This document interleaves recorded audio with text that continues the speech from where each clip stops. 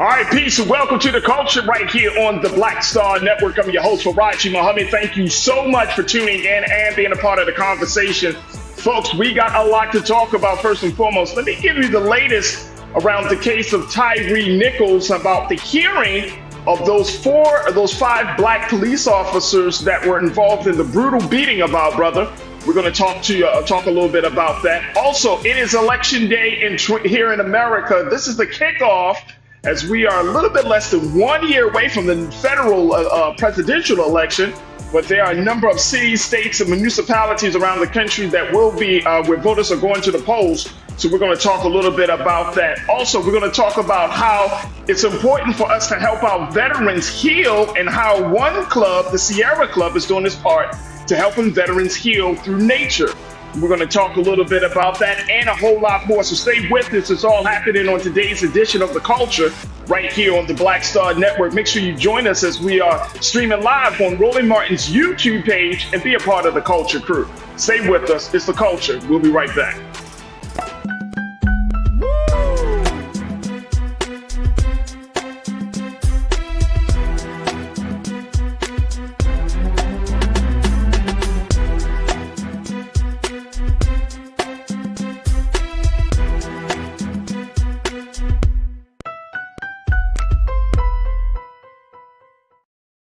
All right, folks, welcome to the culture here on the Black Star Network. I am your host, Faraji Muhammad. Happy Tuesday, folks.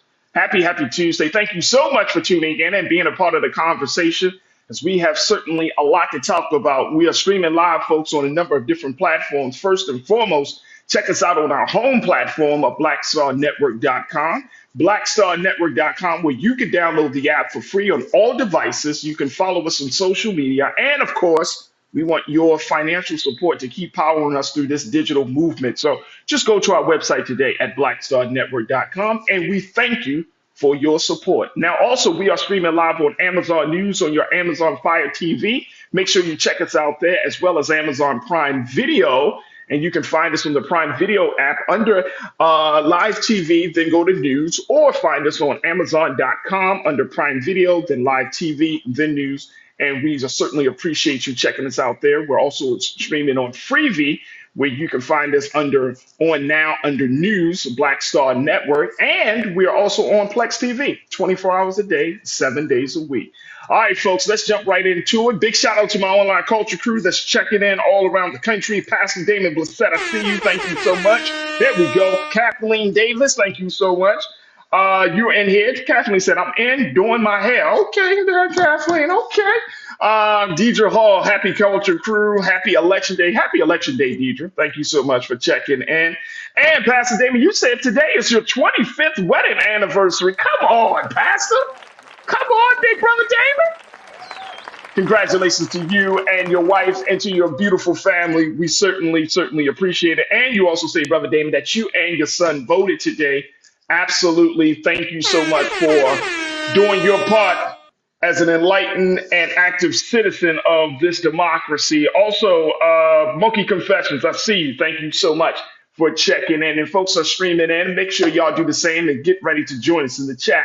All right, folks, let's start off with the latest developments in the case of Tyree Nichols. This is one of those stories I don't think I will ever really be able to wrap my mind around, and I'm sure that many of you may feel the same way.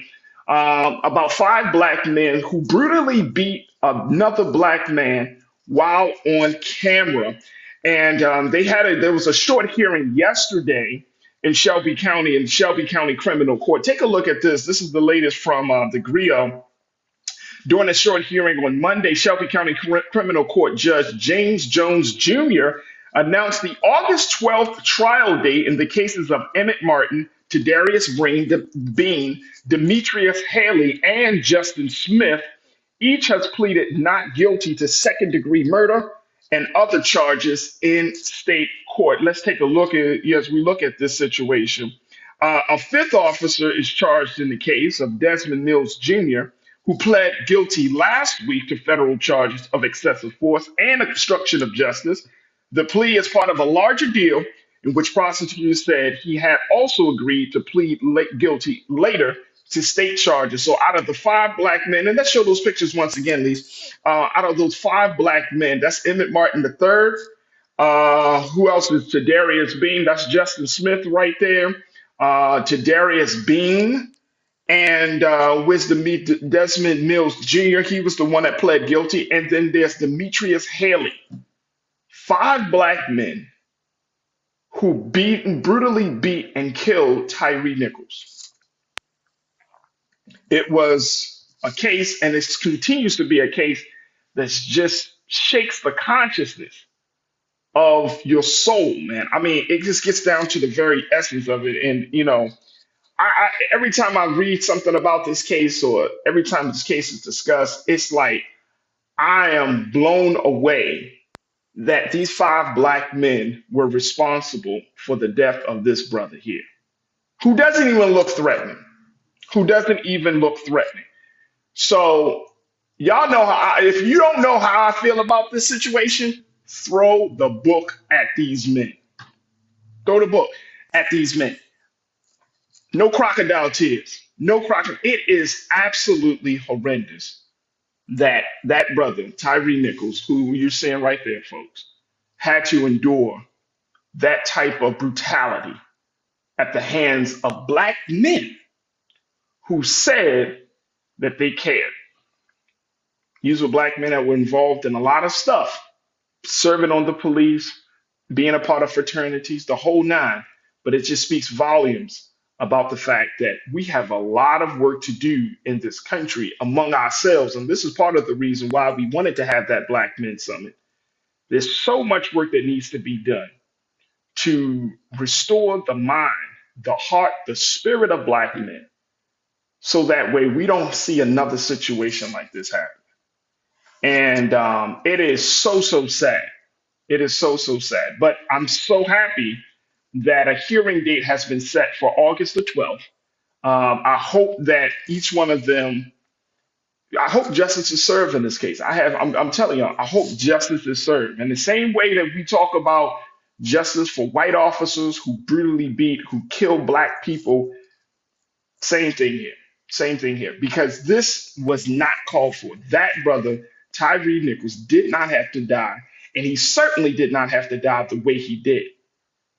He definitely did not have to die. If you wanted to prove a point, then there was a lot of other ways to do it. Once that man was handcuffed, once that man was down, he was no longer a threat. And the fact that it was caught on camera, so be it. You don't like my music. Good to connect with you once again. You posted he was resisting us killing him for some reason, said the cops. Yeah, bro. Yeah. Yeah. So I don't have no tears for these men. I don't have no tears for these men. And it's so sad. Like it's so easy for us to get into a space where we're like, oh man, it could have been this. They had a rough day, mental health problems. Maybe Tyree said something or did something.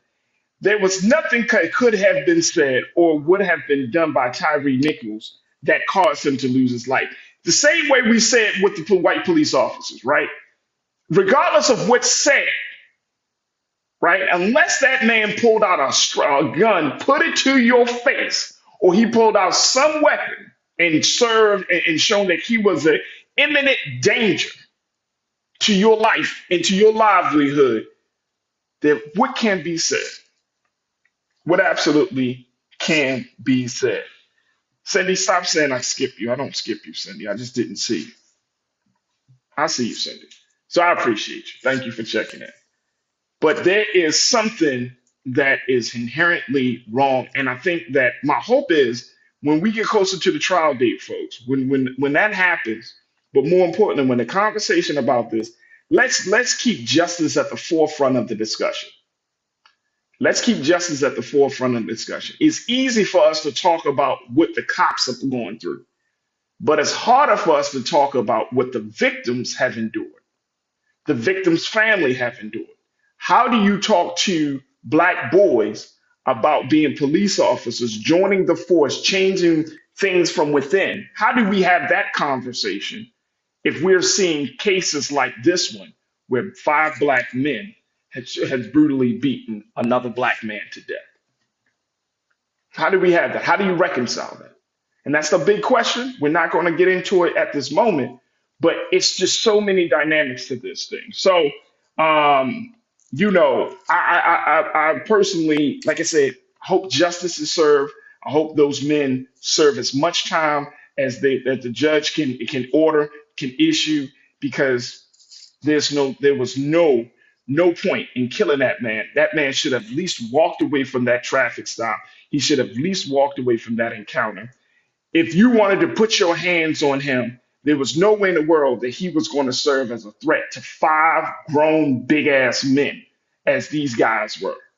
And look at the body frame of that man, of Tyree Nichols. So let justice be served.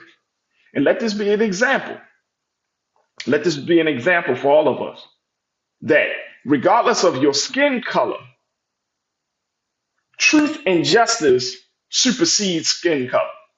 I don't care about the skin color if you're doing wrong to another black man and you a black man yourself. I don't care about your skin color if you're doing wrong to a black woman and you're a black man yourself. Well, you're a black.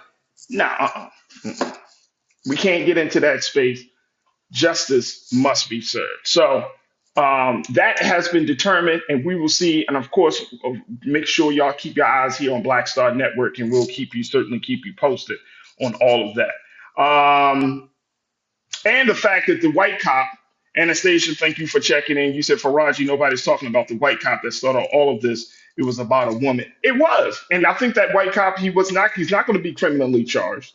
So he's not going to be involved. But even if it started with all of that, you mean to tell me, Anastasia, that those black men did not have the presence of mind to be able to say, hey, man, this is excessive. This is too much. We're killing him. You mean to tell me they didn't have the presence of mind, the humanity, the empathy to see what their actions were causing on that little brother, on Tyree Nichols? Please. No excuse. No excuse.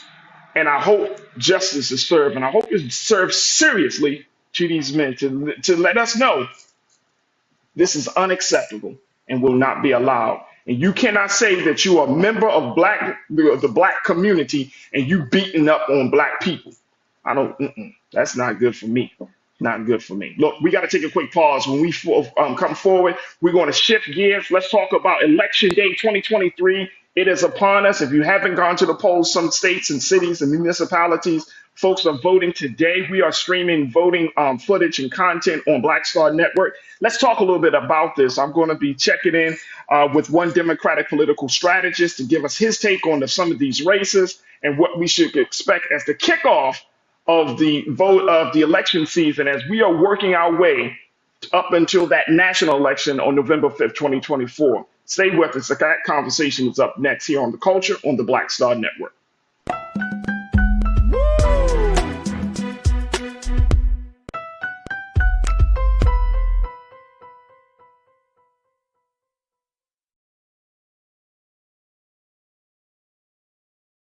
When you talk about blackness and what happens in black culture, we're about covering these things that matter to us, speaking to our issues and concerns. This is a genuine people-powered movement. There's a lot of stuff that we're not getting. You get it, and you spread the word. We wish to plead our own cause.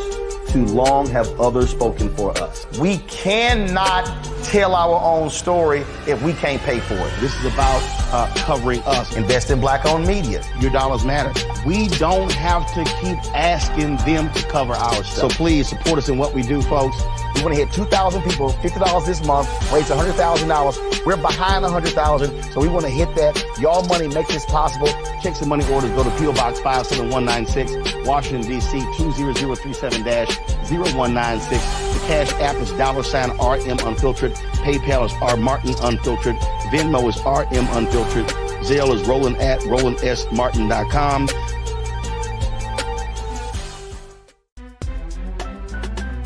I'm Faraji Muhammad, live from LA. And this is The Culture. The Culture is a two-way conversation. You and me. We talk about the stories, politics, the good, the bad, and the downright ugly. So join our community every day at 3 p.m. Eastern and let your voice be heard. Hey, We're all in this together. So let's talk about it and see what kind of trouble we can get into. It's The Culture, weekdays at 3, only on the Black Star Network. Folks, Black Star Network is here. Oh, no punches! I'm real revolutionary right now. Support this man, Black Media. He makes sure that our stories are told. Thank you for being the voice of Black America, Roland. Stay black. I love y'all. All momentum we have now, we have to keep this going. The video looks phenomenal. See, this difference between Black Star Network and black-owned media and something like CNN. You can't be black-owned media and be scared. It's time to be smart. Bring your eyeballs home. You dig?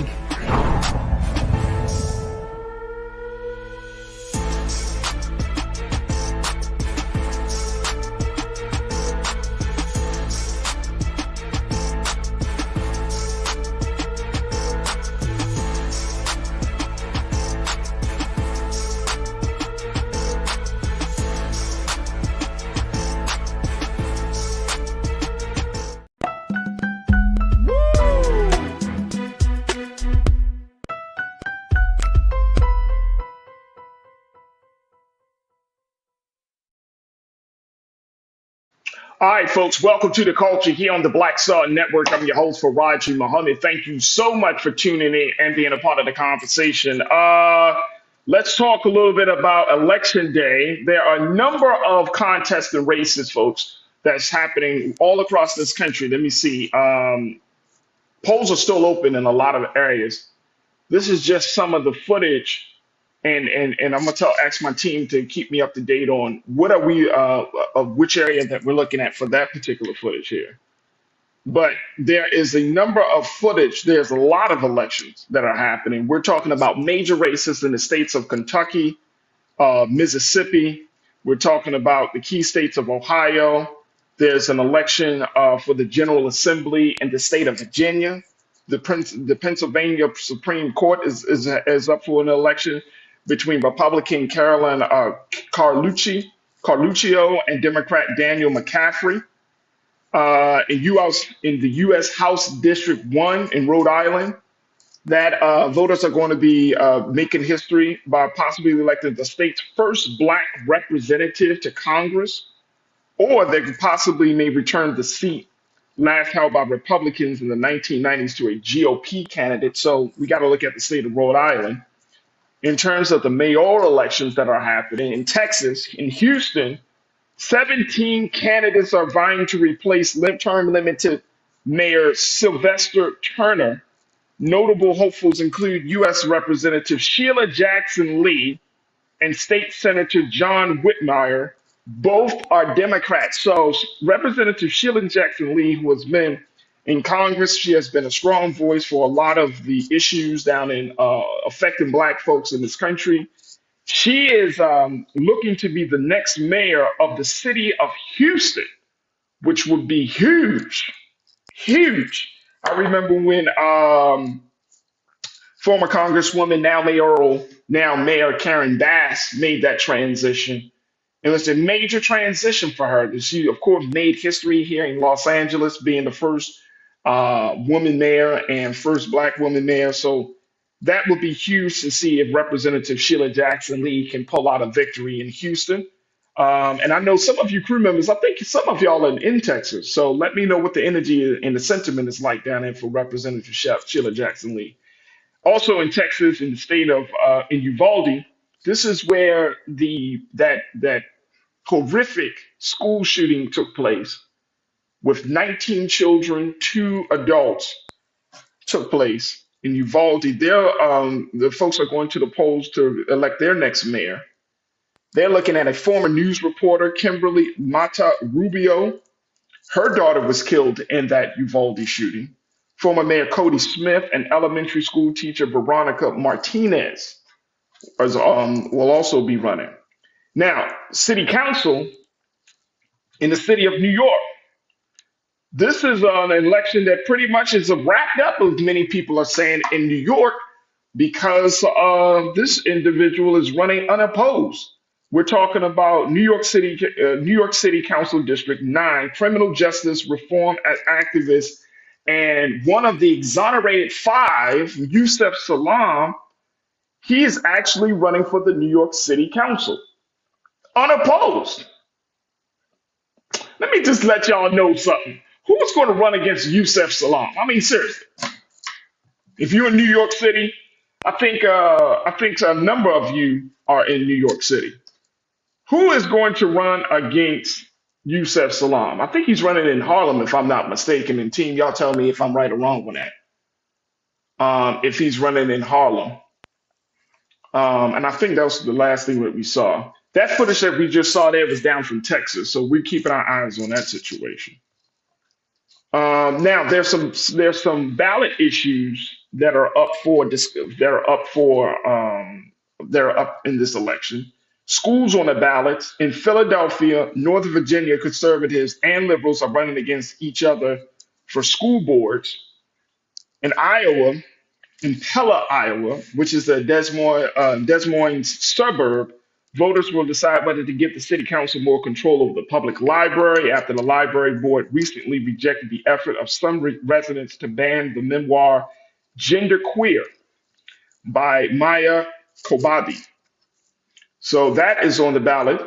Homelessness is a big thing, and not just here in the state of California, but also in Washington state. Voters will decide whether the police can issue tickets to people who camp within 1,000 feet of schools, parks, playgrounds, and child care facilities in Washington state. And then in Colorado, voters will decide whether to prioritize the removal of encampments near schools and sidewalks. Let me tell y'all something, man. This homelessness thing, especially now that I'm living here in Los Angeles, this thing is so big, and I don't know if y'all really experienced this, and I'm talking to y'all crew members here. And as I'm going through this, please share with me your thoughts, post your comments. We're streaming live on Roland Martin's YouTube page. But homelessness is such an issue, but it's such a sign as well. I think there are a lot of issues that we can certainly talk about. But when you see people living on the ground, I think Pastor Damon, you understand this, the level of heart and empathy and just a level of it's a huge sign about where we are in this culture and in this country. Huge sign. Like literally people are sleeping on the grounds, man. And when I see it every day, I just think to myself, like, something has to be done. This is crazy. And the crazy part, I remember reading a story, this was maybe like 2 weeks ago, in the LA Times, where a woman, check this out, y'all. This is crazy. This was a black woman who was homeless with her daughter. They were living out of their car. Their car was parked in a parking lot. This is what California has to do.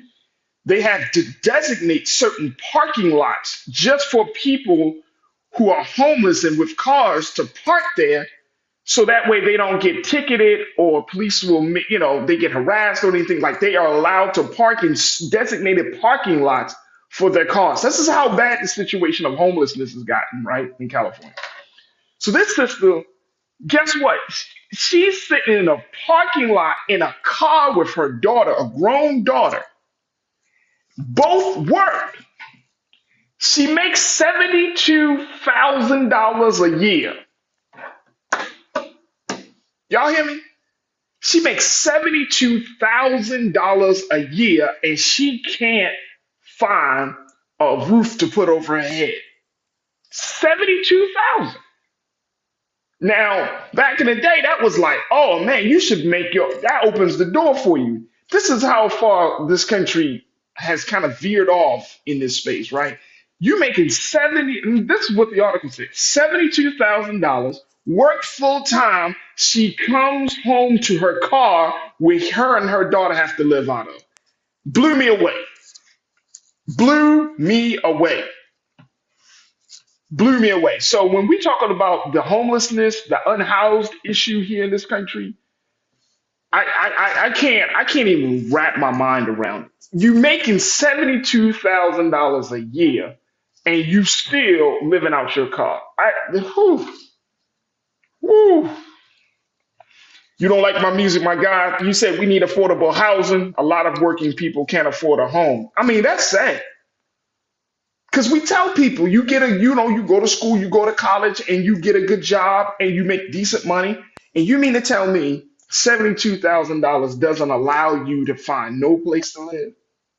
Whew. Whew. Corinna, you said Cory Bush is absolutely right. No one should be unhoused in America. No one. No one, especially if you are I don't even know what class, like how you designate yourself, working homeless? Is that, I mean, I was 72, I never will forget that. $72,000 a year, you living out your car. You got to put up sheets and stuff just to change.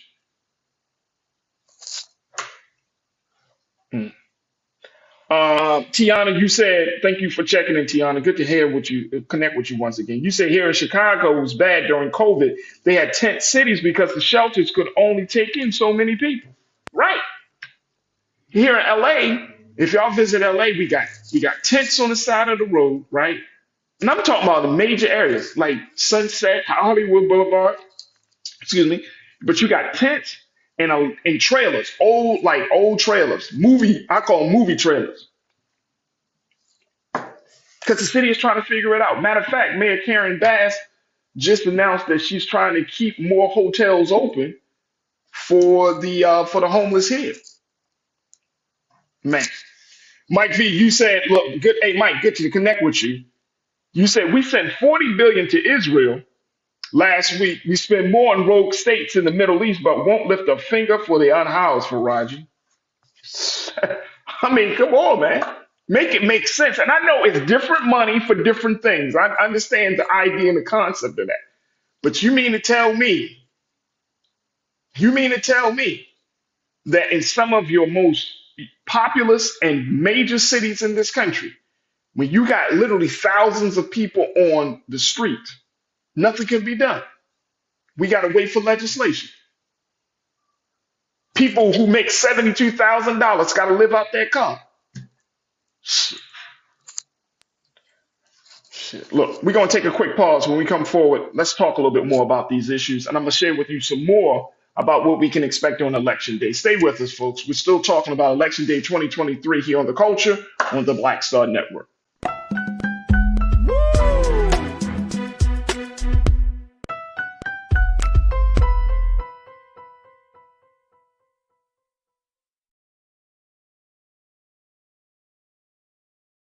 Folks, Black Star Network is here.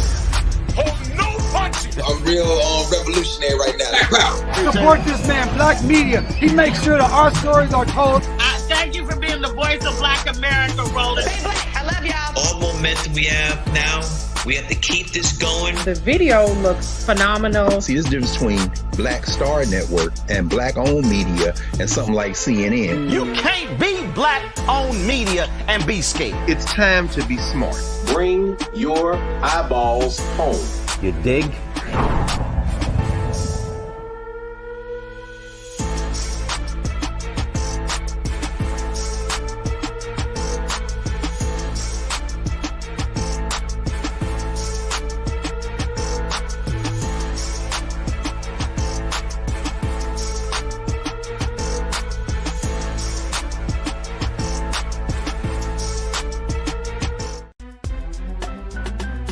I'm Faraji Muhammad, live from LA. And this is The Culture. The Culture is a two-way conversation. You and me. We talk about the stories, politics, the good, the bad, and the downright ugly. So join our community every day at 3 p.m. Eastern and let your voice be heard. Hey, we're all in this together. So let's talk about it and see what kind of trouble we can get into. It's The Culture, weekdays at 3, only on the Black Star Network. When you talk about blackness and what happens in black culture, we're about covering these things that matter to us, speaking to our issues and concerns. This is a genuine people-powered movement. There's a lot of stuff that we're not getting. You get it, and you spread the word. We wish to plead our own cause to too long have others spoken for us. We cannot tell our own story if we can't pay for it. This is about covering us. Invest in black-owned media. Your dollars matter. We don't have to keep asking them to cover our stuff. So please support us in what we do, folks. We want to hit 2,000 people, $50 this month, raise $100,000. We're behind 100,000, so we want to hit that. Y'all money makes this possible. Check some money orders. Go to P.O. Box 57196, Washington, D.C. 20037-0196. The Cash App is $RM Unfiltered. PayPal is R Martin Unfiltered. Venmo is RM Unfiltered. Zelle is Roland at RolandSMartin.com.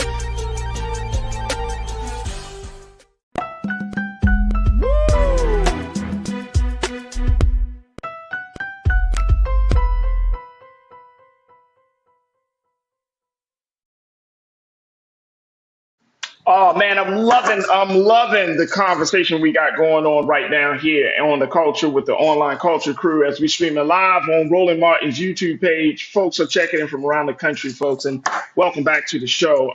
Talking about Election Day 2023, which is upon us. This is like the official kickoff of the election season. Even though it's an off year, people are saying that this election cycle will dictate how the national elections or the elections after this point will move. And there's a lot on the table.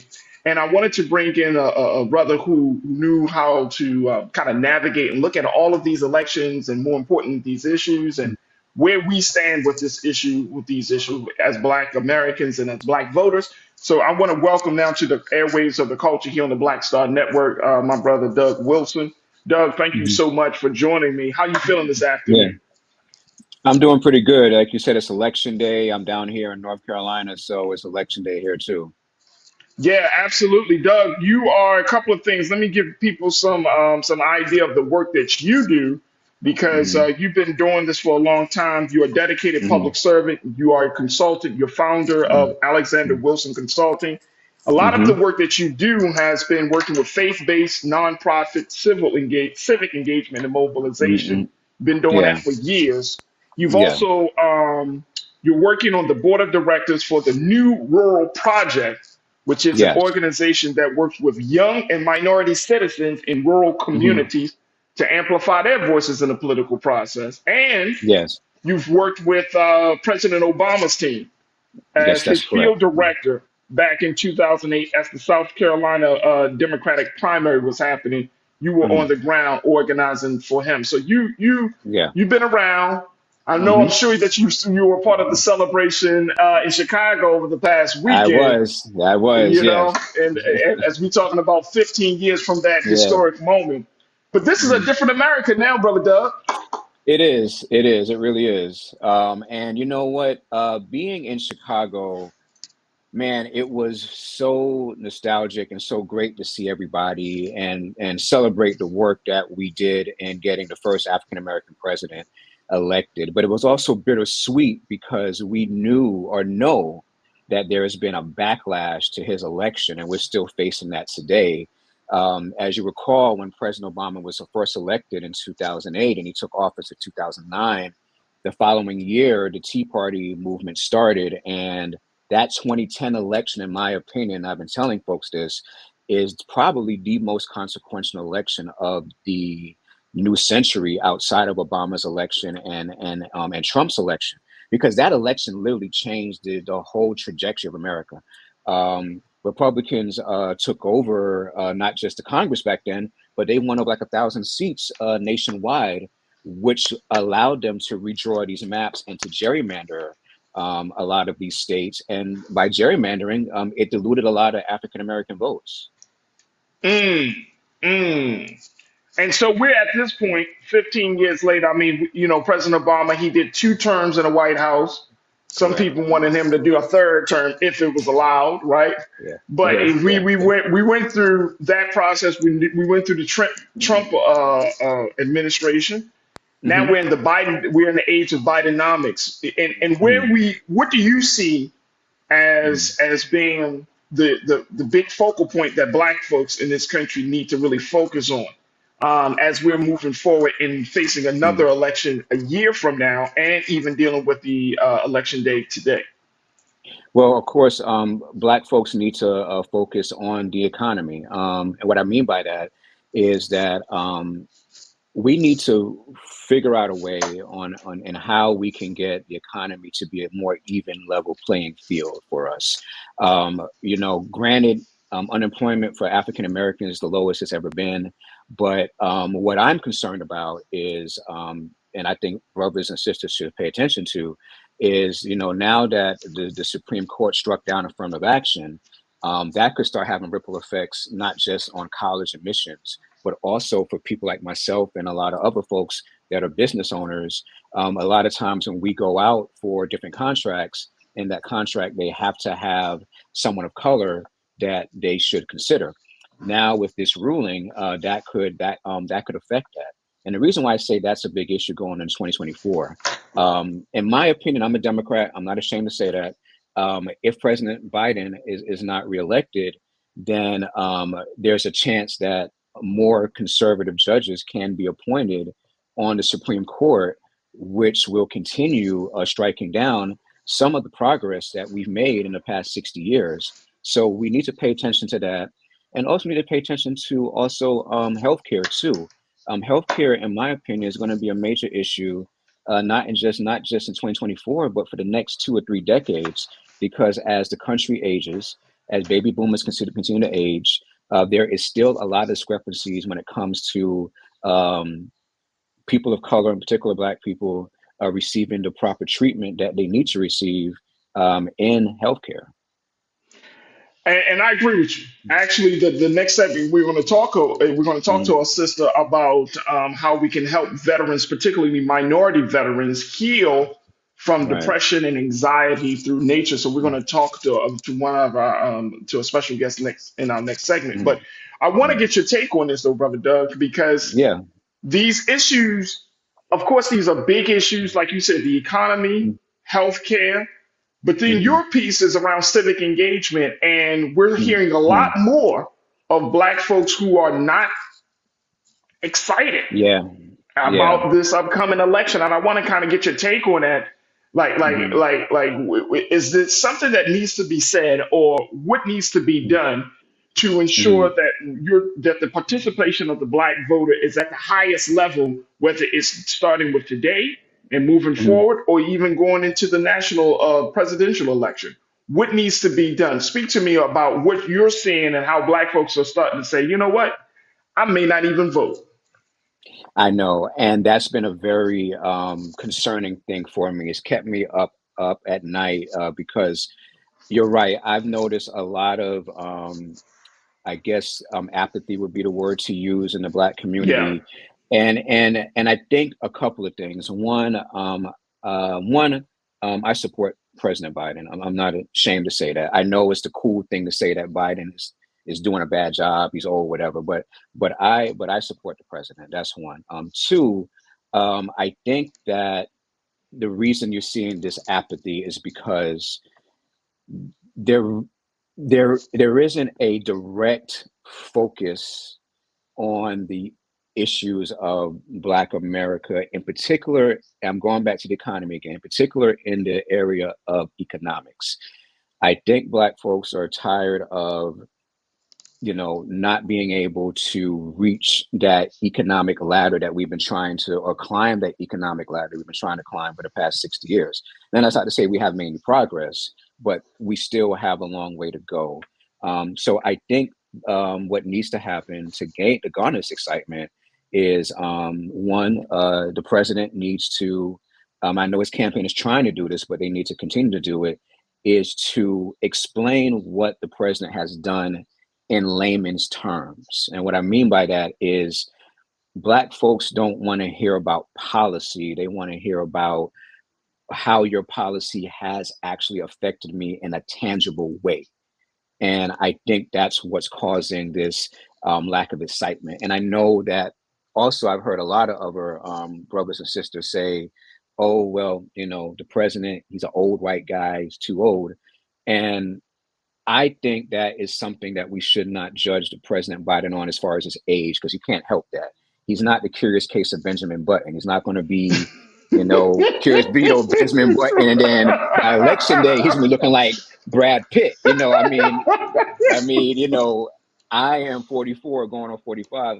I wish I was 24 right now, but it ain't going to happen. So I think that's one thing I just had to say. I know that's another issue that's causing the lack of engagement. But and lastly, I would say this too. I also think that the way that Democrats or progressive organizations, the way that we try to engage with Black people, those old ways are not working anymore. And that's not to say that you still can't go to the churches, you still can't go to the D9. You can see on the back of me, I'm part of the D9, but Right. there has to be another way where we got to meet Black people and to encourage them to get out and vote. And that's the big thing. I think that's the big thing. And I'm hearing you about messaging, but I think the biggest message is the optics, and maybe because of our lack of understanding. I'm not saying our in terms of the American people, Black folks, let me just to put it there. Black folks' lack of understanding of how money and government works interchangeably, right? So if it's just like we talked about, homelessness is a huge issue in this country. I'm in Los Angeles, huge issue. And one of our great viewers just pointed out, but we can send 40 billion to Israel. And to some people, it's like the optics of it all. And government doesn't sit down and say, hey, no, this is the money that goes to this. This is the money that's been allocated to that. And this is the money that goes here. And so when you're talking about voter apathy, it stems from the information that we're receiving. And then we are being left to put together the pieces and create our own context on how things should go or what's to be happening. So is that about messaging, or is that just about lack of communications? Like, how do we make sure that we are teaching and informing folks that, look, these are the priorities? Because right now, if you talk to Black folks in this country, the priority looks more on what's happening in Israel than it does what's happening in our neck of the woods here in America. Right, and I'm glad you brought that up. There is a lack of communication in regards to how the country is allocating funds for domestic and international issues. For Israel, that money that is going to be allocated to them is something that the Congress has passed and passed in previous Congresses as well. And we have to understand, too, that Israel is an ally of the United States. When it comes to international affairs, America has to support their allies. They have a treaty, basically, a contract where they say we have to support our allies. But with that said, when it comes to the local issues, like you brought up, homelessness is a major issue. And in a lot of cities, it's an issue here in Charlotte. It's an issue back in my home city of New York. That's something that has to be addressed. But I think what Black voters have to realize is that a lot of those issues that are localized, you have to get out and vote in local elections to make sure those issues are changed. Because, like, for example, when it comes to fighting a lot of these issues, the president back in 2021 in the America Rescue Plan allocated billions of dollars to cities to address crime, to address homelessness. So it's up to those cities to allocate those funds. Not only accordingly, but also appropriately. And so my advice to folks watching is get involved, not just in the presidential cycles, but your city council races, because policy that's passed at the city council level, at the state level, those policies will affect you quicker than, say, policies that's passed at the federal level. And so and so a lot of times these issues that we're facing is not something that, that's not to say that Washington can't help or hurt, but we got to make sure that that we're voting in these elections and understanding the difference between money that has to go internationally because we are bound to assist our allies and money that stays here. Because what will happen is, and again, speaking from a democratic party perspective, if the president is viewed as, and he's in a very tight spot right now, very, very tight spot, but if he's viewed as not helping allies out into international stage, then the Republicans can use that against him in the election, paint him as weak on international affairs, and he loses. And then we are stuck with a Republican president that probably won't even consider some of the issues that us as a people are looking to have solved.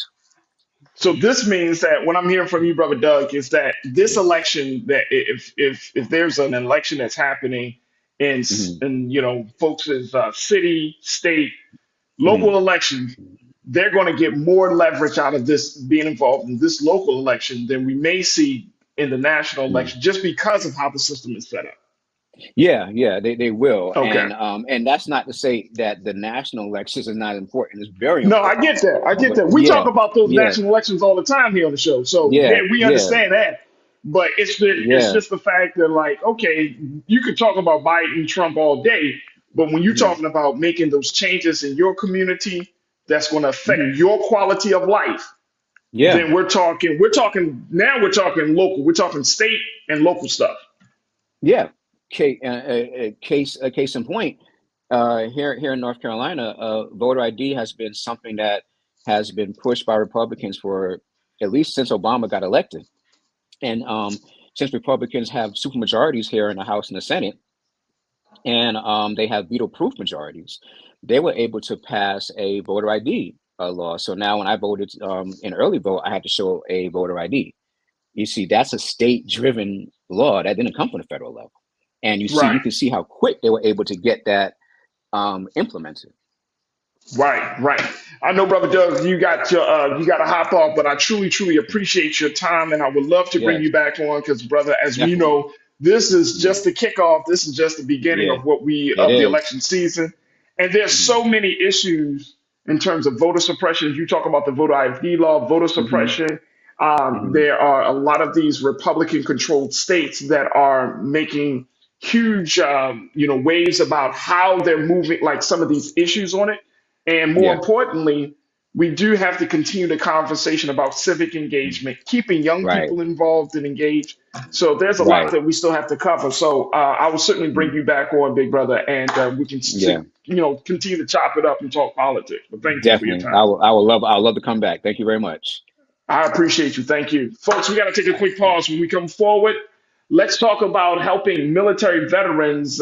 Sometimes can be a forgotten group of our society, but we're talking about helping veterans to heal through nature and how the Sierra Club is doing its part to expose veterans to everything from outdoor activities to hiking and everything to at least combat some of the ills of war, the ills of being a veteran, and to at least address the issues of depression, anxiety, and other health issues. So we'll have that conversation up next, right here on The Culture on the Black Star Network. Stay with us.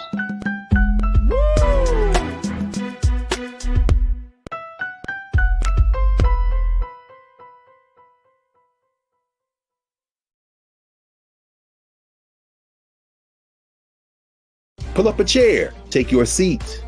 The Black Tape with me, Dr. Greg Carr, here on the Black Star Network. Every week, we'll take a deeper dive into the world we're living in. Join the conversation only on the Black Star Network.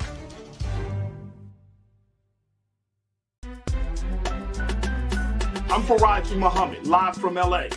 And this is The Culture. The Culture is a two-way conversation. You and me. We talk about the stories, politics, the good, the bad, and the downright ugly. So join our community every day at 3 p.m. Eastern and let your voice be heard. Hey, we're all in this together. So let's talk about it and see what kind of trouble we can get into. It's The Culture. Weekdays at 3, only on the Black Star Network. When you talk about blackness and what happens in black culture, we're about covering these things that matter to us, speaking to our issues and concerns. This is a genuine people-powered movement. There's a lot of stuff that we're not getting. You get it, and you spread the word. We wish to plead our own cause too long have others spoken for us. We cannot tell our own story if we can't pay for it. This is about covering us. Invest in black-owned media. Your dollars matter. We don't have to keep asking them to cover our stuff. So please support us in what we do, folks. We want to hit 2,000 people, $50 this month, raise $100,000. We're behind 100,000, so we want to hit that. Y'all money makes this possible. Check some money orders. Go to P.O. Box 57196, Washington, D.C. 20037-0196. The Cash App is $RM Unfiltered. PayPal is R Martin Unfiltered. Venmo is RM Unfiltered. Zelle is Roland at RolandSMartin.com. Folks, Black Star Network is here. I'm real revolutionary right now. Support this man, Black Media. He makes sure that our stories are told. Thank you for being the voice of Black America, Roland. Stay black. I love y'all. All momentum we have now, we have to keep this going. The video looks phenomenal. See, this difference between Black Star Network and black-owned media and something like CNN. You can't be black-owned media and be scared. It's time to be smart. Bring your eyeballs home. You dig?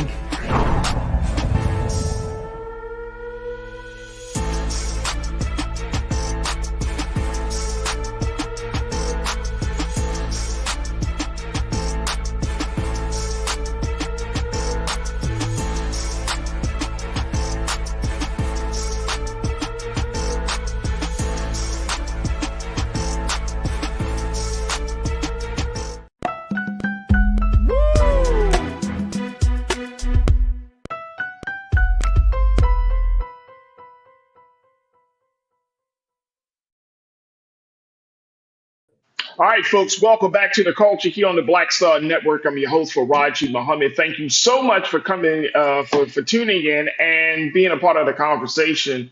If you missed the first half of the show, we talked a little bit about the updated news around the hearings for those 5 police officers, former police officers that brutally beat and killed Tyree Nichols. That updated hearing has been set for August the 12th. And so we talked a little bit about the implications of that. Plus, we also just kind of gave you just a snippet. And trust and believe, you can certainly tune into Roland Martin Unfiltered more tonight, as this is election day in America, the kickoff of what some would say that is the beginning of the election season. We're a little bit less than a year away, just like a couple of days less than a year away from the presidential election of 2024. And there are a number of states, cities, and municipalities around the country where voters are going to the polls to talk and to share their thoughts and to basically vote their values, their interests on a number of issues. So we checked in with Doug Wilson, who is a Democratic political strategist, to talk to us about that. And again, folks, tune into Roland Martin Unfiltered tonight at 6 p.m. Eastern Time, because I know Brother Roland and the crew there and all the panelists are going to go much deeper into these conversations about the states, the big races, and what we can expect for those outcomes. But now I want to shift gears to talk about military veterans, and I'm always happy to give space to make sure that veterans are not forgotten in the larger conversation. And it's something to hear about some of the challenges that veterans are experiencing, especially in a country where we say we love our veterans, we appreciate the veterans. We talk about the veterans and we say thank you for your service and give them a free donut, a free coffee. Well, this Saturday marks Veterans Day, and if you are a veteran yourself, thank you so much for your service. If you have family members who are serving, please show their appreciation. But this Saturday is marked Veterans Day, and we were having a special conversation today to talk about how then we can help to heal veterans who suffer from everything from anxiety to depression. And the Sierra Club is doing its part by exposing veterans to outdoor activities that will help to reduce some of their social and mental health issues. And here to talk to us a little bit more about this issue is our sister Vadia Barnett, who serves as the senior campaign strategist of the Sierra Club's military outdoors program. Vadia, thank you so much for joining us here on The Culture. How are you this afternoon, sis? Hey, thank you for having me. I'm so honored to be here. And it's Vidia rhymes with Oh, media. Vidia. Vidia, I'm sorry. Sister That's Vidia, okay. thank you so much for the correction. I know how people get because my name can be a little tricky. So I definitely appreciate the correction. Thank you so much, Sister Vidia. Sister Vidia, talk to us a little bit about this work that you are embarked upon because a couple of things to let folks know. You're not only working with the Sierra Club military outdoors program, but you are a disabled Air Force veteran yourself. You're an advocate and community activist. You were inducted into 2018 Charles County, Maryland NAACP Hall of Fame. You got a master's from George Washington University in women, gender, and sexuality studies with an emphasis on Black women's health. You do a number of things as you do hiking. And I got to ask you about one interest that you have. You call glamping. I never heard this one video. So we're going to talk about that a little bit later. But you also are part of the board of directors for the Minority Veterans of America. Mhm. And so I want to talk a little bit about that work. But let's talk about this helping veterans heal through nature. Why is this a big thing that we need to talk about, especially if we come up on Veterans Day this year? Well, first of all, thank you so much for having me. I'm honored to be here. And I definitely want to first acknowledge both of my parents who are Marine Corps veterans. My dad served in Vietnam War. Awesome. My husband is an Army vet. My daughter is a recently Coast Guard vet. She did 7 years in the Coast Guard. So I come from a strong Black military veteran family members that served in the Korean War, World War II, all the way up. So this is near and dear to my heart. I've seen what serving in the military can do, even though it is noble and honorable. The military is the only place where people can be bullied, physically attacked, verbally attacked, put into positions and situations that you would not do in the civilian world. And so when we come out of the military, we're then stuck with these issues such as PTSD. I live with PTSD every day. But then there's also, like you mentioned before, anxiety, depression. There's social ills where people don't know how to integrate once they get out the military. And unfortunately, for the Black veterans are about 12% of the veteran population. That's 2.03 million Black veterans. We also are the highest homeless rate of veterans in the States. And about 57% of Black veterans have been denied military and veteran disability benefits as opposed to our other counterparts. So this is a widespread problem in the Black community. And what we're trying to do is we've found that research has shown that spending any time outdoors, whether it's 30 minutes in your garden, sitting on your porch, taking your kids to the playground, or doing something like hiking or glamping, which is just camping in a like a cabin or RV or what have you. Okay. Okay. On a tent. Okay. I like to feel the ground under my feet. Research has shown that it definitely reduces stress, it reduces anxiety. People are able to sleep better. They have a sense of purpose. And the other thing that we found is that a lot of Black folks are told we don't go outside, or that's not stuff that we do, or that's what white people do, whether it's surfing, hiking, kayaking, canoeing, scaling Mount Everest. But there are Black folks that are doing it. And one of my responsibilities is to get more underserved veterans outdoors, which means those in urban areas, rural areas, LGBTQ veterans, Black veterans, our Indigenous brothers and sisters. So yeah, that's part of my job. It's part of your job. Look, I gotta take a quick pause. When we come back, I want to kind of delve a little deeper into this work because the minority veteran, the Black veteran, the LGBTQ veteran, like these are folks that have sacrificed. Y'all have sacrificed so much, and I feel like I want to say you only got so little in return. And I'm saying from the country that you have put yourselves on the line for even each day. And so I want to kind of talk a little bit more about this because this is not just about healing, right, Sister Vidya? This is talking about making sure that our veterans are in a better quality of life. You should not be crossing the waters, fighting in fields, doing all of the stuff that y'all do to come back home, and then you gotta go to war with the Veterans Association for insurance. You Mm-hmm. gotta worry about finding a place to live. Mm-hmm. It's Yeah. just too much. It's just too much. So we're gonna talk a little bit more about it, crew. I want you to join us in the conversation as we're talking to our sister about helping vets heal through nature and making sure that veterans are supported once they come back home to us. So stay with us. That conversation continues on the other side, right here on the Culture on the Black Star Network.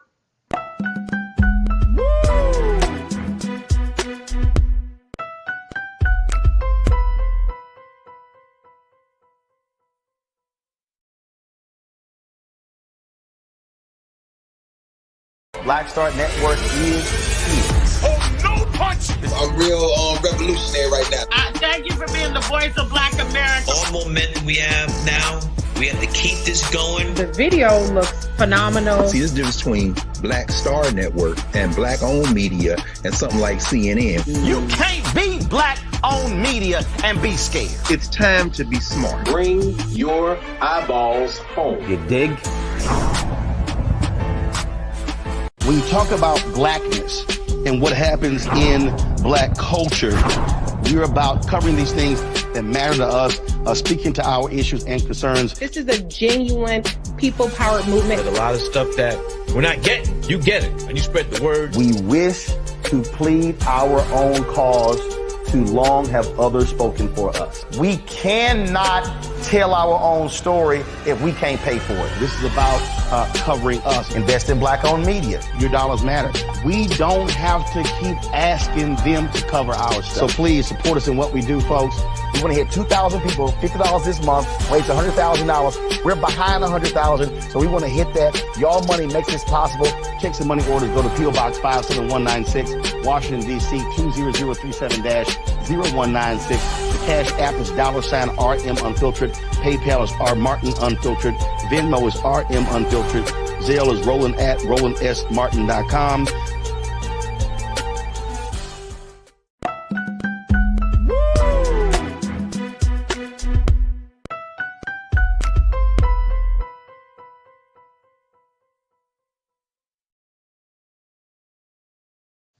Folks, welcome back to the Culture here on the Black Star Network. I'm your host, Faraji Muhammad. We are talking about helping vets heal through nature and how there's one program that the Sierra Club is offering to veterans to help them to reduce anxiety, depression, PTSD.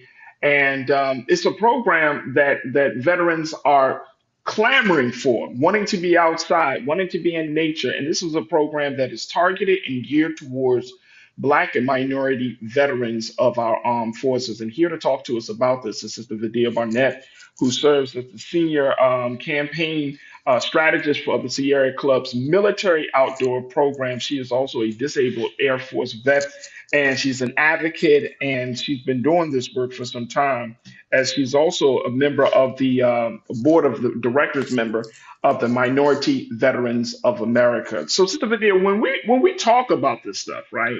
I'm always fascinated by the fact that there seems to be this outward support for our veterans, but under that veneer, under that facade, veterans are suffering.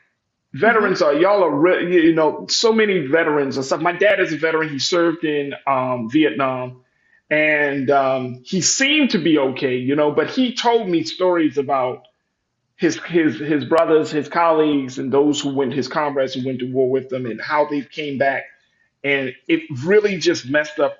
They just had horrific experiences, and I want to kind of talk about that. What are some of the major issues that are facing veterans today? Number one is when a military member transitions out of the military, there is not a lot of support for them. And so they don't know where to get resources. So if someone is dealing with PTSD, especially in the Black community, there is a stigma behind mental health and receiving mental health services. I can give you an example. My husband was serving. We lived in Germany at the time during September 11th. He had to work 16 hours, 20-hour shifts. And when he wanted to go see a therapist while he was serving, they told him it would impact his security clearance. So they told him no, he could not see someone.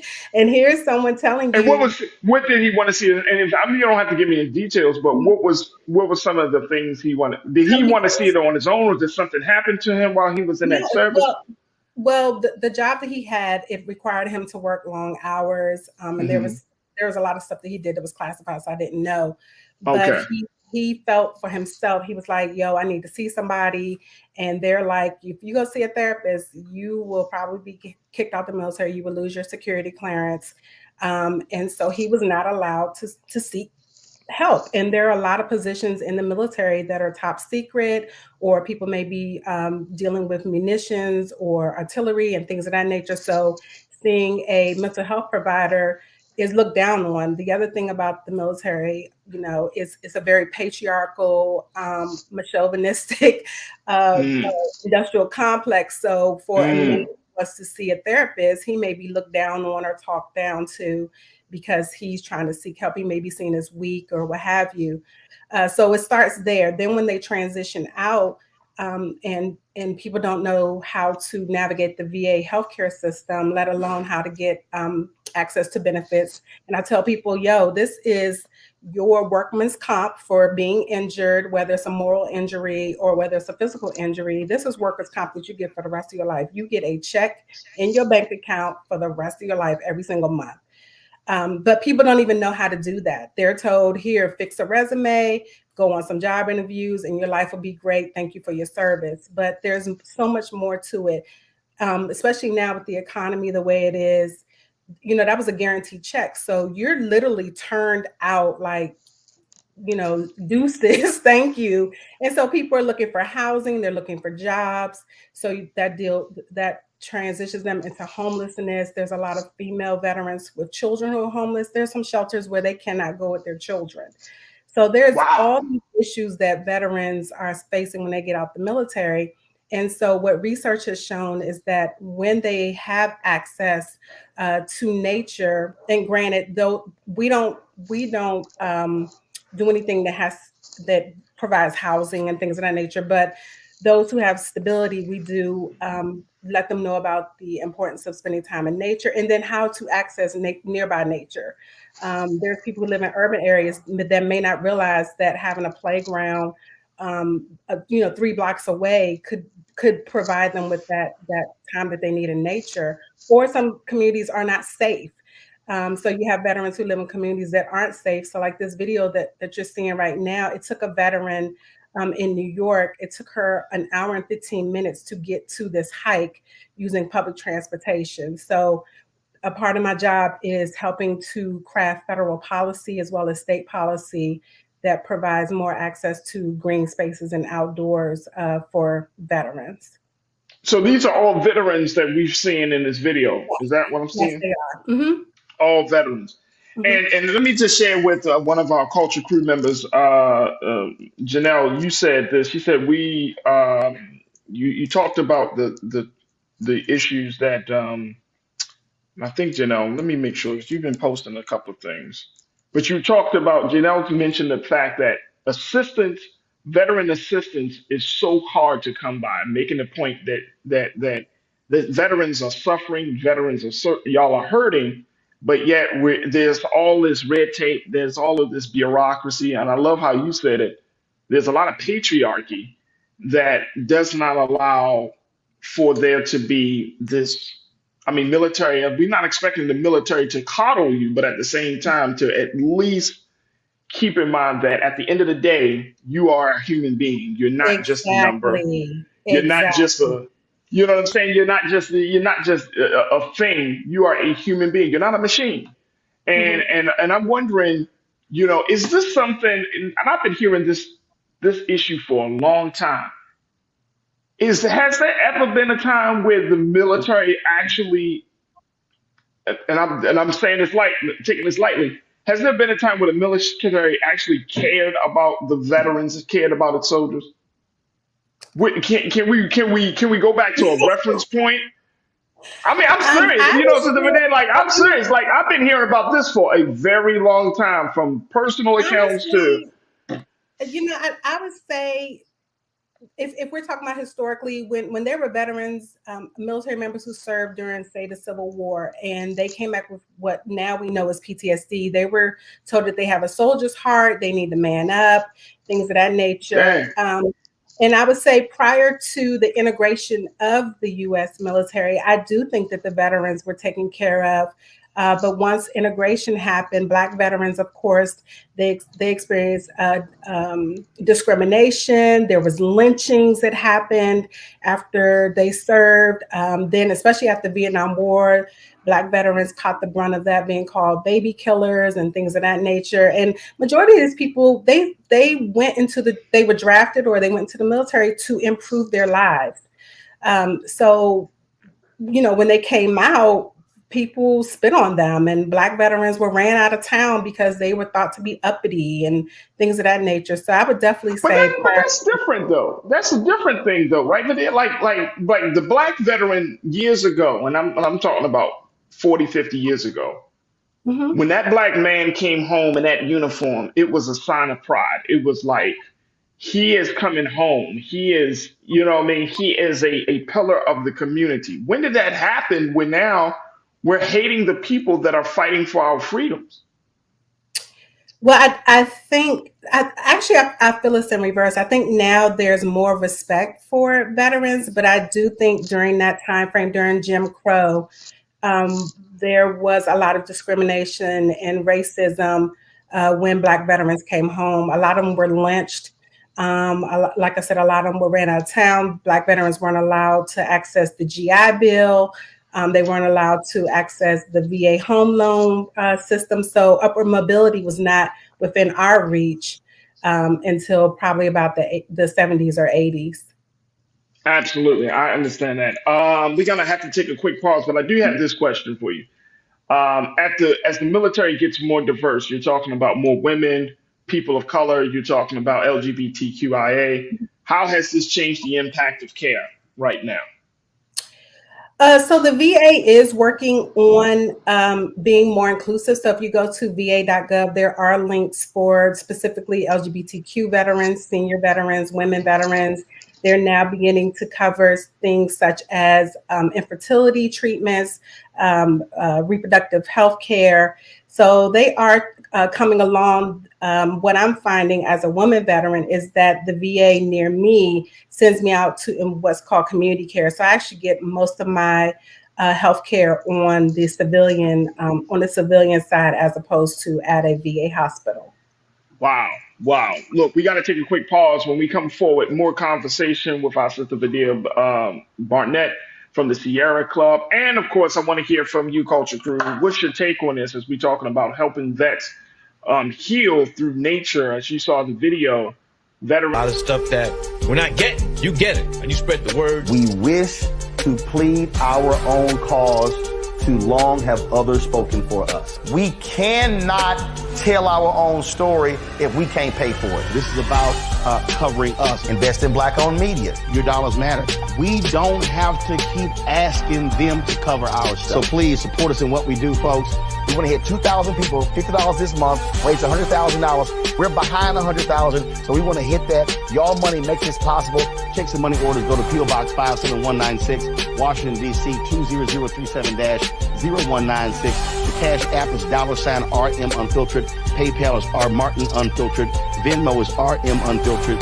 Zelle is roland@rolandsmartin.com.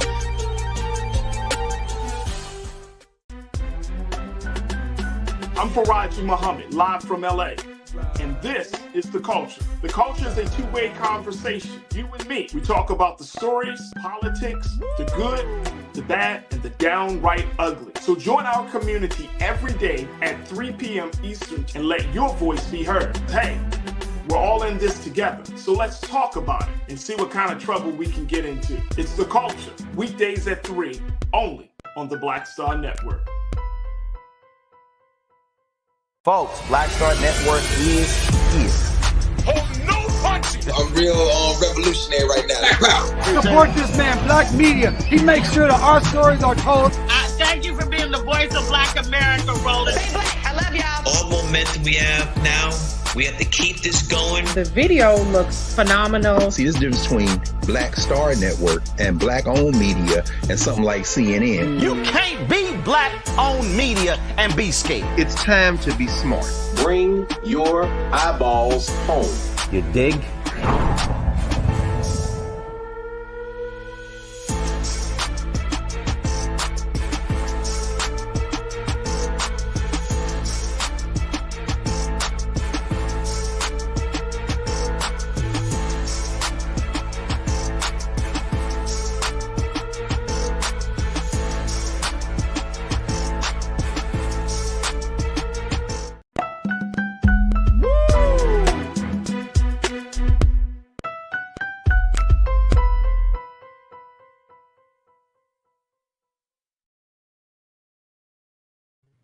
All right, folks, welcome back to the culture here on the Black Star Network. I'm your host, Faraji Muhammad. I've been checking in with my sister, Zadia Barnett, who is from the Sierra Club. She's actually serving as the senior campaign strategist of the Sierra Club's military outdoors program. And we're talking about helping veterans heal through nature. Now, this Saturday, it is Veterans Day, folks. So do your part to, if you are a veteran, or if you have a veteran in your family or veterans in your family, do your part to show them some love, appreciate them some appreciation, because you don't know, but they may not be hearing a lot of thank yous these days. But most importantly, do your part, especially for minority veterans, Black veterans, those who are part of the LGBTQ community.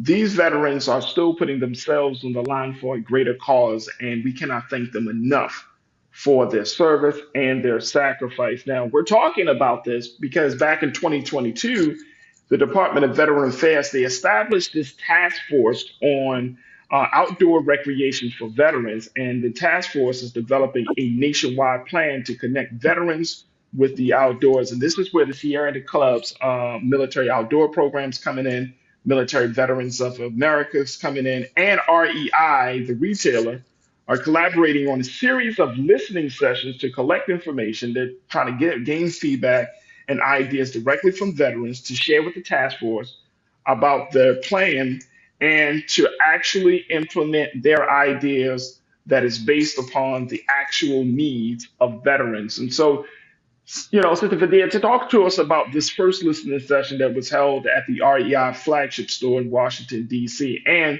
the subsequent listening sessions after this point, what can folks expect at these listening sessions, and how can they get more information about it?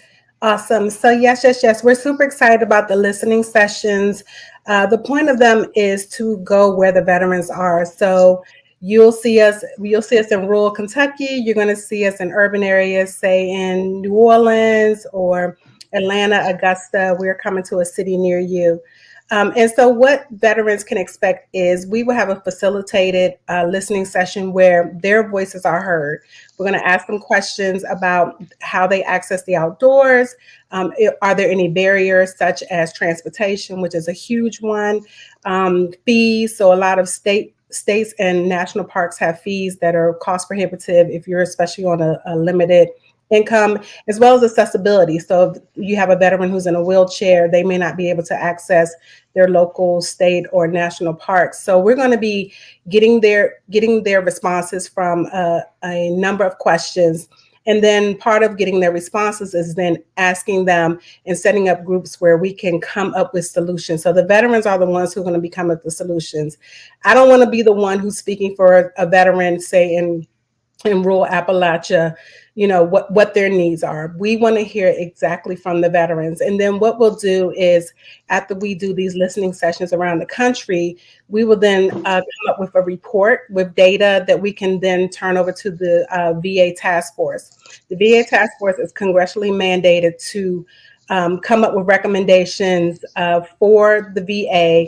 And with these recommendations, then there will be hopefully monies down that will trickle down to either nonprofits or VA programming that they can bring more veterans into the outdoors that may not actually have access. when people think of the outdoors, they're thinking of you got to go to the Grand Canyon or Yosemite. Right. Right.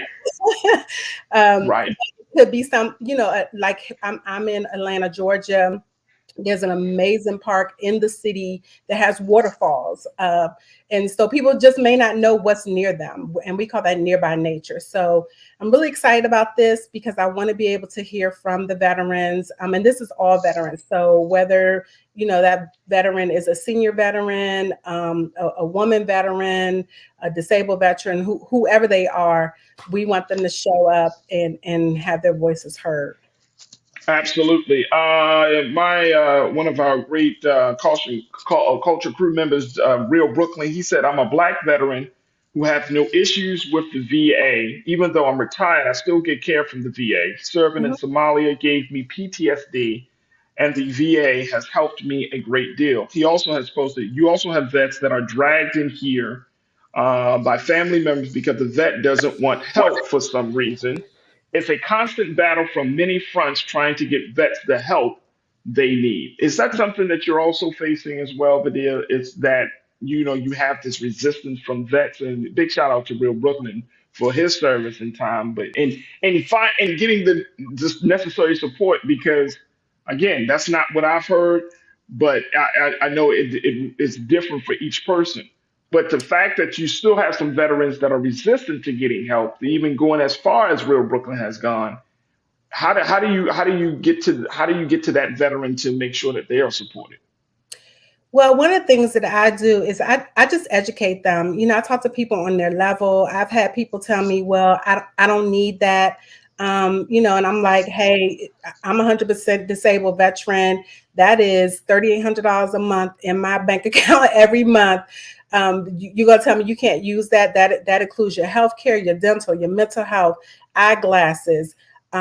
These are services that you have. Also, if they don't know that, say for instance, that they have an issue with employment. So if you are a disabled veteran more than 30%, now you have access to voc rehab or veteran readiness and employment.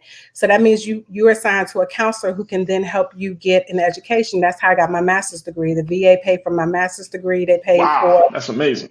yeah, my books, my everything. So a lot of veterans just don't know what's available. Like I said, when people transition out of the military, they just don't know. They're just told, go get a job. Here's how you do a resume. This is how you show up for an interview.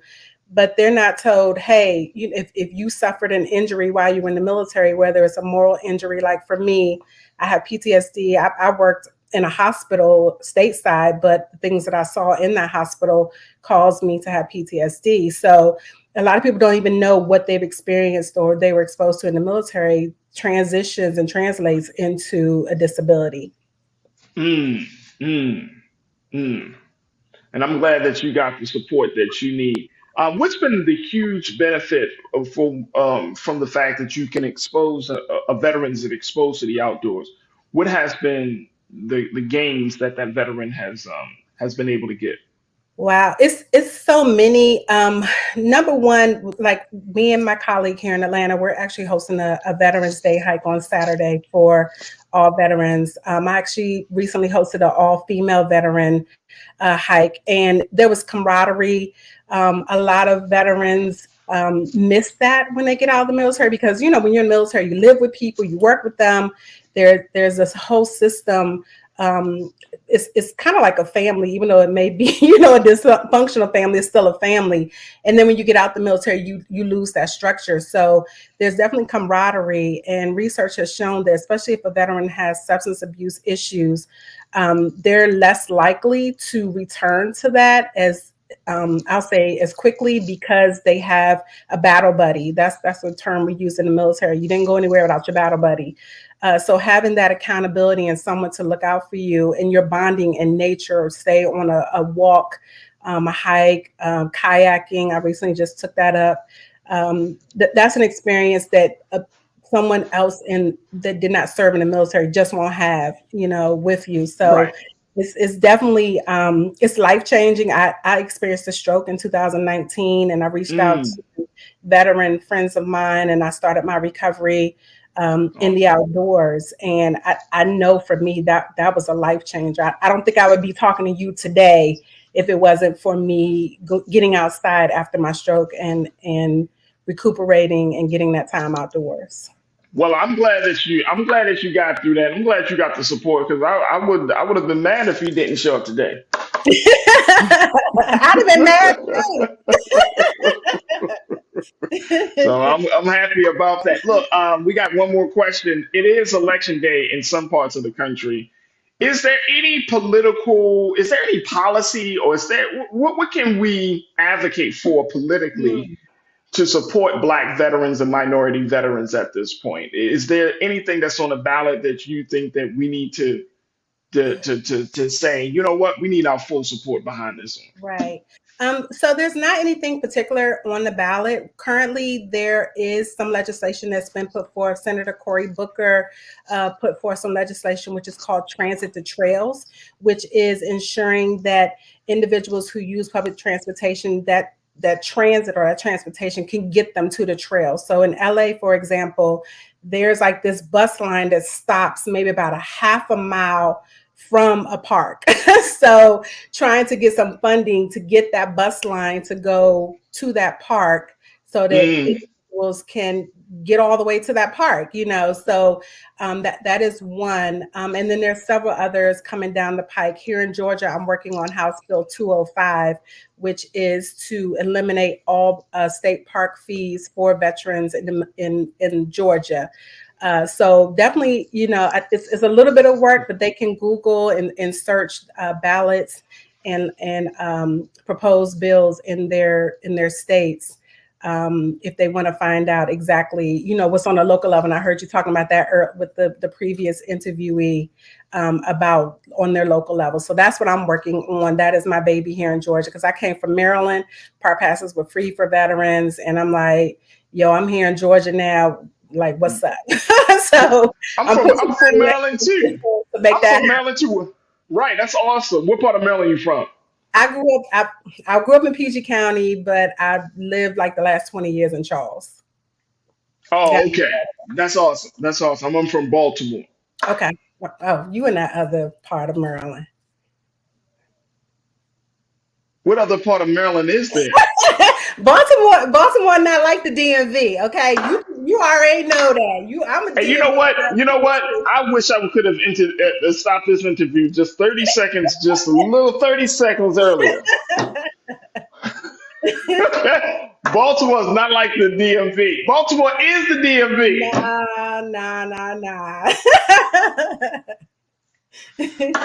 I really did like you all the way up until that moment. I really did. All right. Well, you know what? That's neither here nor there. You're still doing fantastic work, whether you're in Maryland or whether you're in Georgia. So we truly appreciate you.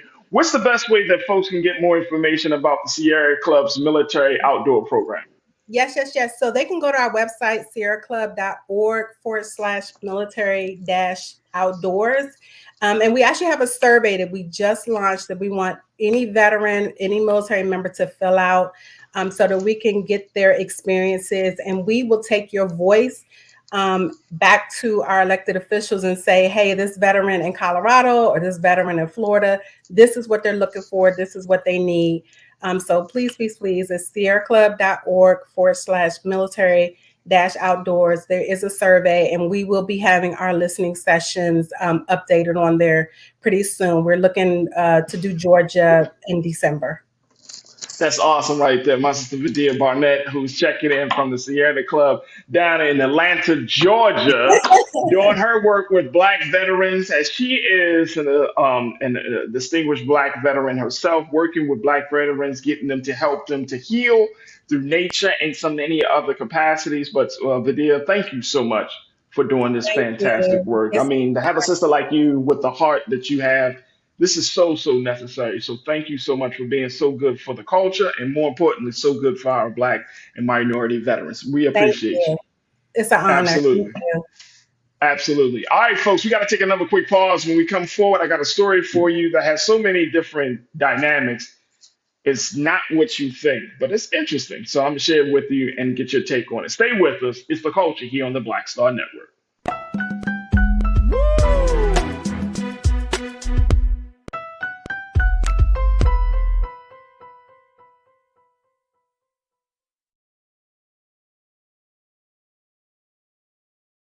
Folks, Black Star Network is here.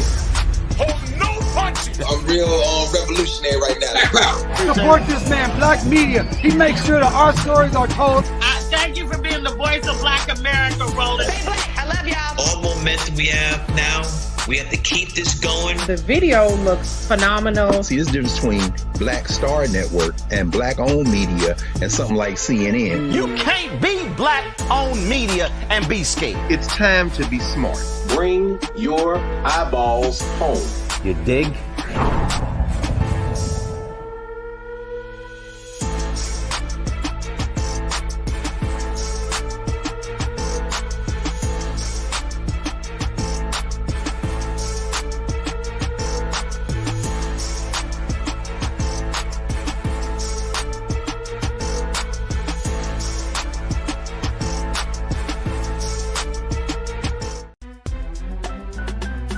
I'm Faraji Muhammad, live from LA.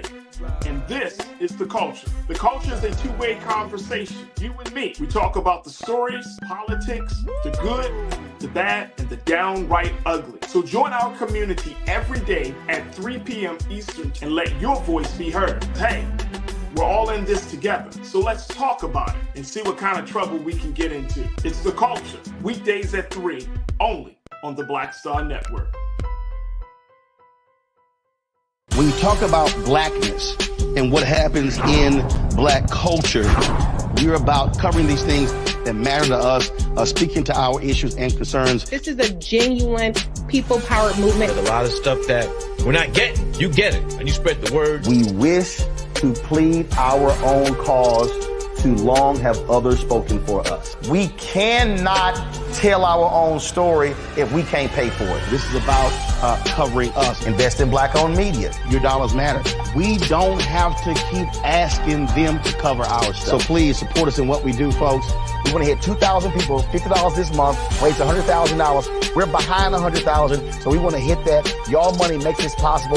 Check some money orders. Go to P.O. Box 57196, Washington, D.C. 20037-0196. The Cash App is $RM Unfiltered. PayPal is R Martin Unfiltered. Venmo is RM Unfiltered. Zelle is Roland at RolandSMartin.com.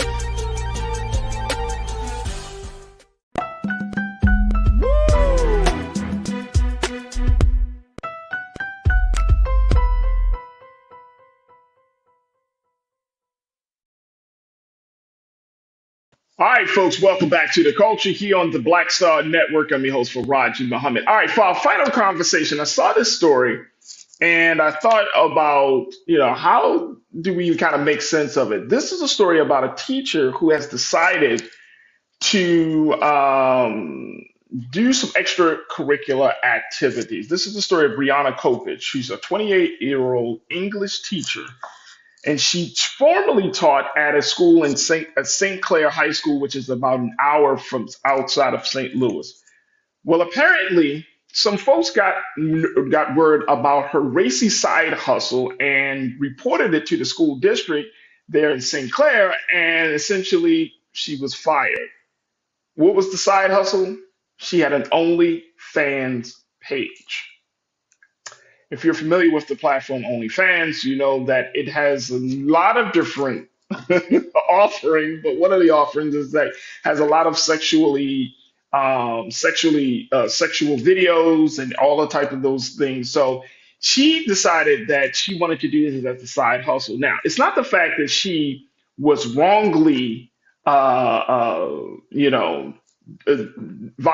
the policy. It was just the simple fact that when the district did an investigation, they asked her, well, do you have a side hustle? Do you do some other work outside of your job?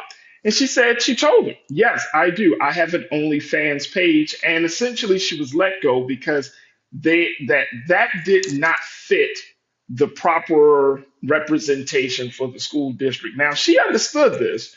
But she's not even mad that she lost her job because she recently said that by her having an OnlyFans page, she was able to make about close to $1 million from the page. $1 million from an OnlyFans page. She has touted that she is one of the top earners on the platform. because previously she was making $42,000 as a teacher. And she said she initially started an OnlyFans account to make extra money that would help pay off her student loans from her advanced degree. So she said this. Let's put up quote one, please, Lee. She said, I started it one, I'm looking down at the bottom, last paragraph. She said, I started at one to just supplement my income and kind of see what happens and possibly make extra money. Like I have student loans. I was working on my third degree. So I have also have a master's degree in education, and then I was working on my specialist degree. She has 3 degrees, and she's on OnlyFans. I want to get your take on this very quickly because I know that there has been a lot of cultural conversations about women, and there are so many intersections, and I thought this was very interesting. There's so many intersections of what's happening here, so many layers to this. But one of the big things is I think it's very interesting that one, that a teacher has to feel like she has to resort to having a supplemental income like this, right? Like, you're only getting paid $42,000 to work in the state of Missouri and, to supplement your income. That's unfortunate. But then there's this cultural component of this story, which is interesting, which is that OnlyFans, she felt like she had to do this. And I'm always questioning, and crew, and to all the ladies that are part of the crew today, I'm always interested, and it's fascinating to me when I hear women say, I had no choice. This was something I needed to do. And I'm always asking the question, is this really by choice or is this by circumstance? I want to get your take on this very quickly. Robert Davis said, bye-bye, teaching job. One of the things she did mention is that now that she has made close to $1 million in the situation, that she doesn't plan on returning, but to the classroom. But the thing is, here's a woman with 3 degrees. She has 2 degrees, and she has her BAs, her bachelor's, she has her master's, and she was she's working towards getting her specialist degree. So she is a very highly degreed woman, but she has an OnlyFans page. What do y'all make of this? What is this? What is this? And I've heard women, and I've heard this woman, I've heard so many women who have resorted to being a part of the sex industry to do this. Now, is this something, like I said, is this by choice, by circumstance? Because I could think of 1,000 other things. Hey, Brother Dana, I could think of 1,000 other things that a woman can do. And y'all tell me, and I'm not trying to be no chauvinist or anything, but I always find it interesting. It's like, this is the only thing you could have done to supplement your income. Is this really by circumstance? Or do you like the fact that you got the attention, you're making a good amount of money, you're making a lot of money from it, and as a result, you're just... All right, let me go to Corinna, because Brother Damon, you already said your piece. Corinna, you said teachers are severely underpaid and underappreciated. I always had supplemental income when I was working in Florida public schools. Always worked 2 jobs. Would you work as an OnlyFans person, though, Corinna? That's the question. OnlyFans. Janelle, you checked in and said side hustles are not extracurricular activities. There must have been some unspoken morality clause. Many jobs make money than a teacher. The professional requires a lot. It is not reciprocated. Absolutely. Absolutely. They're not a more morality clause. And I remember having this conversation some time ago that because when she was asked the question during the investigation, do you do this during, I mean, they asked, like, do you do this during your class time? Like, no, this is during my professional time. But there are jobs that are very serious about having you being a representative of that role all the time. Like there is no off time. So this is kind of like getting into murky waters. Not like, again, she's not even worried about losing her job as a teacher. I wonder why. She's making nearly $1 million. Of course. Sharon Gregory, you said that's right, sis. Bump them and bump them. It's their loss. The system ain't paying you. No, ain't paying you anywhere near that. So pay your bills. Here's the thing, though, Sharon. I think this is the great irony of women who resort to going into some sort of sex industry role, right? That's how I'm gonna put it. Sex industry role. I think it's interesting that women are often encouraged to use their body, to embrace their body, to promote their body, right? And then the moment that women do that, y'all know what's coming next. Y'all get ostracized, marginalized, labeled as all types of names outside of the child of God in the process. Like the culture says, no, be twerk on it, show your ass, all of this stuff, make it bounce, blah, blah, blah. And then when you do it, they're like, look at you, you're such a B, you're such a, oh, you're this, you're that. How does a woman deal with that? Big brother Willie Frazier, you said, first of all, how you know she got an OnlyFans? How do I know she said it, Willie? 2, if she's not seducing children, it's all good until the kids find out. Stay in elementary, LOL. How do we know? And one of the things she said is that she doesn't believe that a student ratted her out. she said it was brought to the district's attention by an adult. Probably by a father of one of the students. Janelle, you said, do you know what she did on OnlyFans? She could have been satisfying somebody's foot fetish. I don't know, but does it matter? If people say, look, let me just tell y'all, OnlyFans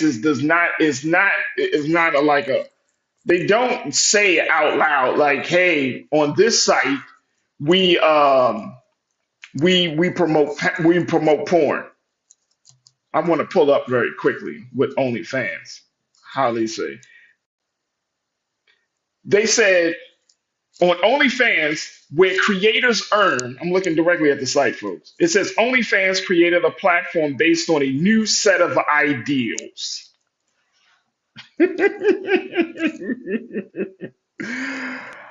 Creative ownership, inclusivity, freedom, and safety. It's an original fan creator connection platform. So it's all about empowering people to create. It's not about just putting sex on the internet. Interesting. Tiana, you said for 6 years I worked 2 jobs and I'm tired. I get why folks do only. Tiana, does that sound like you? Did you consider that, Tiana? Don't answer. Don't answer that, Tiana. Don't answer that. Who else? Janelle, you said if a job requires you to be on all the time, you need to get paid for it. It's interesting that she's being shunned because somebody else is paying her. I don't think she's just being shunned by what somebody else is paying her. I think you're absolutely right about that. I think it's still interesting that we are living in a time where we promote sexual freedom, sexual expression, but in that, if you're looking at the system of patriarchy, sexism is still real, sexual exploitation is real, and as a result of those things, along with patriarchy, you have oppression. So women are still being oppressed. Now, that's her prerogative, whether she wants to start off. What I often look at, though, is this idea of circumstance versus choice. Is it really a circumstance? Like you feel like you had to do this, like I had to create an account, or is it really by the choice? And I think if we're honest with ourselves, folks, and I think if women are honest with themselves, and I'm just saying this, and don't beat me up, ladies. Some women just say, you know what? I like being that type of woman.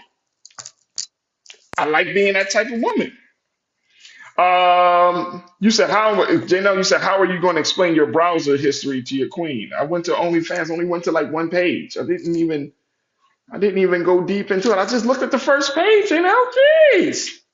Terrence Bowling, my brother, you said that's real talk, brother. That's real talk. Look, as we close out on this day, I thought it was interesting. She said if she was given the opportunity to do this again, guess what she would do? Do this again, folks. That's what exactly what she said. She don't regret it. She said, I still strongly feel that people are allowed to have personal lives outside of their career. And I've seen a lot of comments like, well, what if the student found it or it's online? People are going to see it. Dagnabbit, people are going to see it. If you want to see my OnlyFans page, just pay for it and you will see it. We got a lot of work to do. We got a lot of work to do, y'all. We got a lot of work to do. I'm done with y'all. I'm done. Not taking no more of y'all comments because y'all getting too crazy. I'm done. I'm done. Hey, look, I appreciate each and every one of you. Cindy D, who always thinks I don't see you. Cindy, I see you. I see you, Cindy. Thank you. Thank you so much for tuning in. Make sure y'all support us on the blackstarnetwork.com, man. Black Star Network. I wonder, do men have OnlyFans page? Hey, I'm asking my team. Do men have OnlyFans page? I haven't heard of that. I'm being dead ass serious. Anyway, make sure y'all go to our website at blackstarnetwork.com. Download the app, follow us on social media, and of course, your financial support means the world to us. So please give something, put something in the bank for us, because it makes a huge difference as we're powering this movement. And I saw somebody make a donation today, but I can't go back to that person. But if you made a donation today, thank you, thank you, thank you. And I'm glad that you use your money toward Black Star Network and not OnlyFans. Thank you. Also, thank you to all of thank you to our very special guests, Medea Barnett and Doug Wilson. We truly appreciate you. And I want to thank my dynamic production team, Joel, Shannon, Chris, Maddie, and King Keenan, and of course, my producer, Lise. Thank you, thank you, thank you. Stay tuned. Up next night at 6 p.m. Eastern Time is Big Brother Roland Martin with Roland Martin Unfiltered. Of course, election coverage will continue to be there. And make sure y'all stay tuned to Black Star Network as we're streaming a lot of content to cover all the day's activities of election day in America for 2023. Make sure y'all watch us. Don't go to your OnlyFans page. I know y'all, some of y'all. There we go. I know some of y'all. Angie Brown, you said if I was 20 years younger, please get off of the internet, Angie. Angie, we don't need to hear it if you were 20 years younger. What would you do 20 years if you were 20 years younger, Angie? What would you be doing? All right, y'all, I got to go. I appreciate you. Thank you so much for tuning into another exciting edition of The Culture. Make sure y'all tune in tomorrow. We're going to be checking if my sister Suzette speaks and having the dopest conversation. As always, never be afraid to challenge what's wrong. Stand for what's right while being yourself in the process. God willing, we will talk tomorrow for another exciting edition of The Culture right here, only here, exclusively here on the Black Star Network. Thank you for tuning in. Talk to you soon. Peace.